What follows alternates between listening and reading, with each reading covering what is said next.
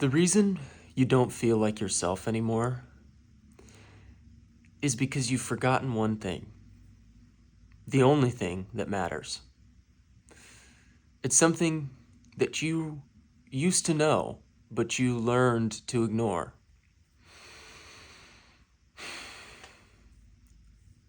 I felt like a kid again yesterday. I did my normal routine. It was a Saturday, and after I left the gym, I went to the park, and I had no real goal for going to the park. I just sort of felt like I just went. That still small voice, the intuition sort of was guiding me to go to the park. So I went to the park, and I go there, and it's a rainy day. It's like 50 degrees and rainy, so there's hardly anybody there, um, which was awesome. I got to have it kind of all to myself almost. And normally when I go to this park, I would walk a trail, or I would do kind of like something like that. Like, okay, I'm going to walk this trail, or I'm going to run, or I'm going to, whatever. And it was sort of like I had a structure to it. But this time I kind of got there. I went there spur of the moment. So I didn't like intend to. I was on my way home, and then I just went. And I get out of my car, and I look at the top of the hill, and I see a swing set on top of this hill overlooking the whole park and this lake and all these pretty trees. And I just go, I'll just go up to the swing set real quick. So I go up to the swing set real quick. And long story short, I ended up playing on the swing set for a while. And then I took my shoes and socks off and was playing barefoot in the mud, kicking muddy water all over myself, laughing like I was a child again. Flying through the air on this swing, like just like giddy with laughter and joy and ecstasy. And I was completely alone, and I looked like a crazy person. Anyone who saw me, and there were a few people out there, would have definitely thought I was nuts. And I saw those people seeing me, and I did get self-conscious in the beginning, like usually you do. And but I just kept going anyways. I was just like, I don't know these people. Like I can't allow myself to inhibit my ability to feel joy because it makes someone else uncomfortable, or because it makes me look like I'm different and weird. In a world filled with miserable people, you kind of want to be different and weird because that means you're probably happy. I mean, if everyone in their life is doing things based on a sense of obligation and trying to fit into a certain role, and I have to be this person, and I have to act this certain way, and I have to do these certain things, well then the smallest little upset to that cart of apples will just cause you to go into a tizzy. I mean, you'll lose your shit over the smallest little thing. And it's because of that sort of need to control that we've had conditioned into us from a young age, because the state that I accessed yesterday, that childlike state of play where I'm running around, carefree, joyful, jumping, and just doing things because I want to, because they're fun, not because they serve some greater purpose or because they're gonna, help optimize me in some way. No, but just to be and do and exist and to do the things that I really love, and to, explore and express me and my heart to the world. And it was it was an interesting moment because I sort of in a flash understood that we've been conditioned away from that because it is so freeing to not care about the opinions of other people. That's why when you go into sort of like a public education system, and we won't even get into the darker details of how the US public education system came to be. It was essentially designed by John D. Rockefeller, and his goal was not to create a nation of enlightened critical thinkers, but to create a nation of obedient workers. And in his words, I believe, hardworking patriots, which, Rockefeller and the Epstein boys and, all those guys, those are the people who came up with this system, all right? And I won't go into politics too deep, but that's who came up with this society, all right? That's who designed Western society that we currently live in. Those are the ones who told you that, homeopathic remedies like valerian root and dandelion tea are, bad for you or crazy. And they're the ones who told you that, connecting to God through your own process was somehow wrong. and that you needed to go through an intermediary, which was some sort of hierarchical institutional authority which would tell you what to believe, and you would then, through that process, slowly learn to trust institutions over intuition. You replace institution with intuition later in life, and you have accessed the childlike play state again.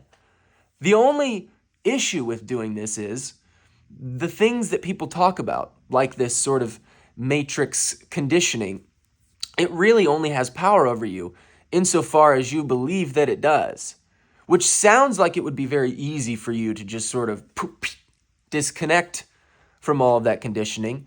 But that brings me back to a point I made in the last video, which is that you cannot fix yourself. And that, ladies and gentlemen, is the only thing that matters. The only thing that matters is the highest organizing principle available to you. To me, I call that Source, God, the universe, the quantum field, the no self. It has many names, all are true and none are true. It has many forms and no form. It is all things, it is no thing. It is, the great mystery, the thing that is why we're all here, or what, maybe not why, I don't even, bleh, that's what it is. And if you orient your life around this highest organizing principle, the highest organizing principle that you have available to you, I'm not asking you to suspend your disbelief. You need to trust your intuition because you have to actually believe it for real. You can't just say that you believe it in an effort to get into heaven, all right? You have to really believe it. And in order to really believe it, you have got to be deeply honest about what it is you really believe. You don't just agree with me because it sounds good. You ask yourself, what do I believe? You don't take my model of my highest organizing principle because, like I said, it's infinite, which means that all the various processes we use to find it are all equally valid, okay? They are all streams leading to the same ocean, rivers leading to the same ocean. And to denigrate one river because it doesn't flow in the way that yours flows is stupidity and arrogance. It's not like, I wouldn't even call it so much bigotry because bigotry is sort of like you think that you're superior to someone else based on an ignorant understanding of reality. But this isn't like, you can't, like, even thinking that you are superior or that your process is somehow superior to someone else's just shows how little you understand about that totality, because it's trying to experience itself, which means it wants you to find novel ways to experience it. It wants to adopt these new forms. At its core, it is, of course, this unchanging, eternal, unconditionally loving awareness. But it presents itself in the visual field, in thought form, in all of these various modalities in infinite forms. So, however it is that you find your highest organizing principle, whatever that is, science, maybe it's your own ego to start with. I mean, that was my highest organizing principle for a while. And you construct your model of reality based on this highest organizing principle as your first principle. So if you make the highest organizing principle that you have available to you your first principle, meaning all your other principles are flowing from this first principle, everything that flows from that first principle will be the highest coherent possible state for you specifically, individually, in your life. There's no other way to achieve it. No amount of self-help books, no amount of listening to someone else's methodology will ever get you to that point. So whatever it is you have to do, whether it's meditation, prayer, breath work, fasting, cold exposure, heat exposure, going out in nature, moving your body, I don't even know, I guess going to church, reading spiritual texts, those things are somewhat, those are valuable things. observing reality, the process of self-inquiry where, Ramana Maharshi, you just ask who is asking the question, who wants to be enlightened, who is in here, who is the I that knows me. The prerequisite on this path is curiosity. Your curiosity has got to override your fear, and it will once you get a taste.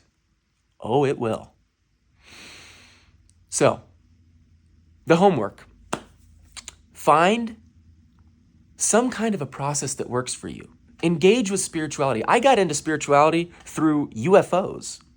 I got into it through UFOs and extraterrestrials and black budget programs, and I started to that was what caused me to really question reality. And then I had a deeply transformative psychedelic experience. Again, not suggesting anyone do drugs, but a deeply transformative psychedelic experience which shattered my atheism and gave me what's called gnosis, which is the direct experience of the divine.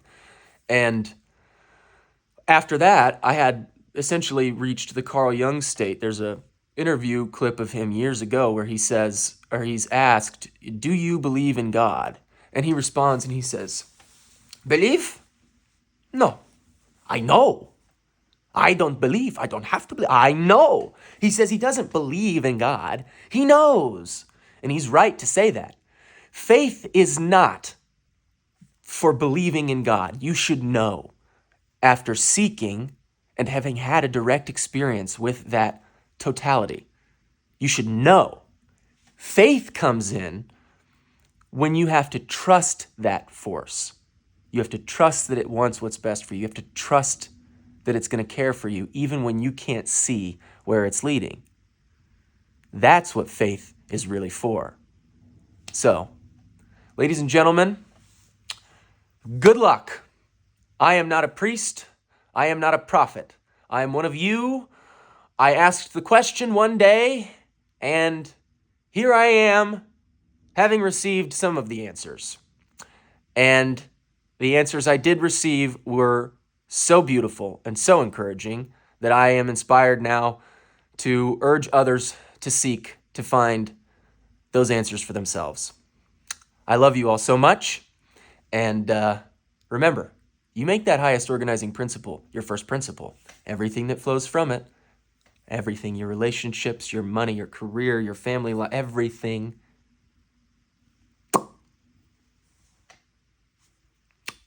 Thanks for staying.